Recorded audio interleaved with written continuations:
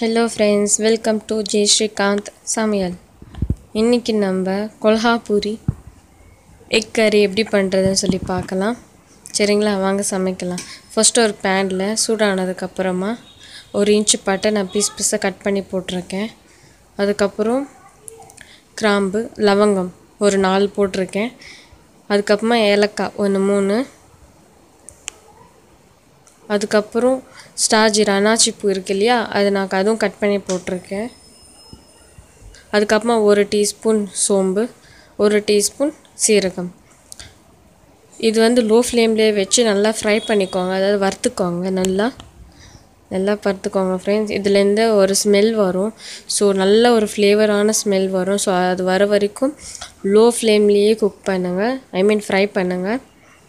சரிங்களா, இந்த மாதிரி நல்லா ஃப்ரை பண்ணிங்க.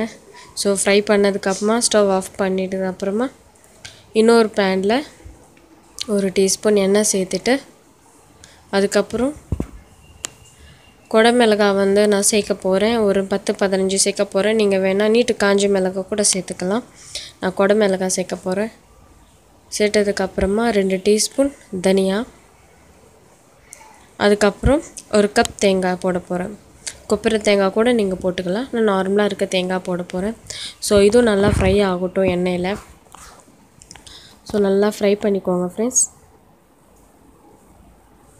ஸோ இந்த மாதிரி ஃப்ரை பண்ணதுக்கப்புறம் ஸ்டவ் ஆஃப் பண்ணி ஃபஸ்ட்டு நம்ம அரைச்சி வச்சுருக்க மசாலையும் அதுவும் சேர்த்து இப்போ நம்ம கிரைண்ட் பண்ண போகிறோம்.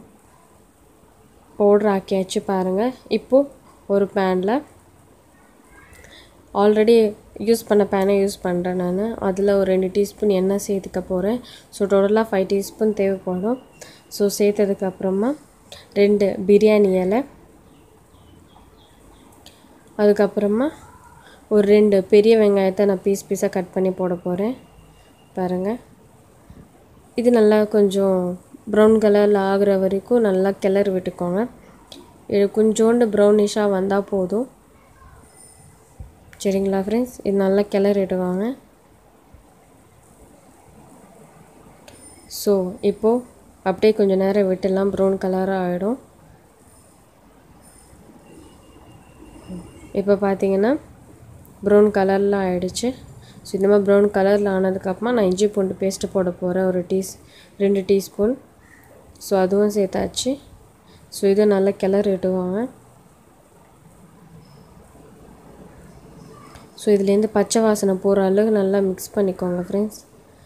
நல்லா வறுத்துக்கோங்க, லோ ஃப்ளேம்லேயே வறுத்துக்கோங்க, எல்லாம் தீஞ்சிடும்.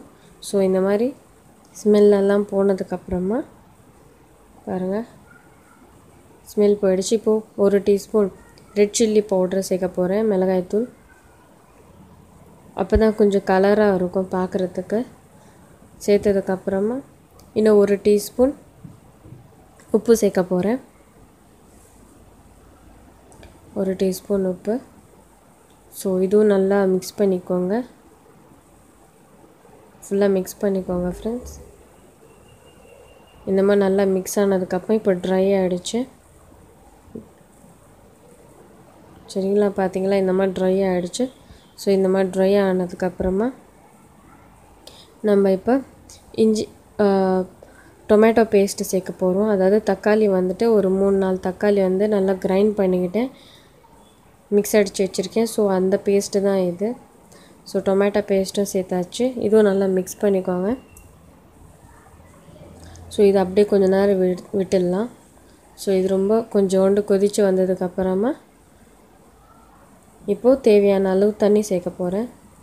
பாருங்கள், எனக்கு இந்த அளவுக்கு தேவையான தண்ணி போதும். சரிங்களா, இப்போ தேவையான தண்ணி சேர்த்தாச்சு. ஸோ இப்போ மசாலா சேர்க்க போகிறேன். நம்ம கிரைண்ட் பண்ணியிருக்க மசாலா அதுவும் சேர்த்துருங்க. சேர்த்ததுக்கப்புறமா இதுவும் நல்லா மிக்ஸ் பண்ணிக்கோங்க ஃப்ரெண்ட்ஸ். சரிங்களா, இது நல்லா மிக்ஸ் பண்ணிக்கோங்க. அதில் நல்லா மிக்ஸ் பண்ணிவிடுங்க. ஸோ இப்போ மிக்ஸ் பண்ணதுக்கப்புறமா நான் 3 அவிச்ச முட்டை சேர்க்க போகிறேன். நல்லா பாயில் பண்ணியிருக்கேன் 3 முட்டை. அந்த 3 முட்டையும் இதில் சேர்க்க போகிறேன். ஸோ சேர்த்துட்டு இப்போ நான் இது கொஞ்சோண்டு கிளறி விட்டுட்டு நல்லா மிக்ஸ் பண்ணிவிட்டு இப்போ இதை மூடி வைக்க போகிறேன் நான். ஸோ மீடியம் ஃப்ளோவில் வந்து குக் பண்ணணும். மூடி வச்சுட்டு ஒரு மீடியம் ஃப்ளோவில் அப்படியே விட்டுட்டு ஒரு 5 மினிட்ஸ் கழிச்சு பார்த்தீங்கன்னா ரெடி. கொல்ஹாப்பூரி எக் கறி ரெடி ஆகிடுச்சு பார்த்தீங்களா. இது நீங்கள் வீட்டில் ட்ரை பண்ணுங்கள் ஃப்ரெண்ட்ஸ், சரிங்களா. சப்ஸ்கிரைப் பண்ணுங்கள். ஜெய் ஸ்ரீகாந்த் சமையலுக்கு.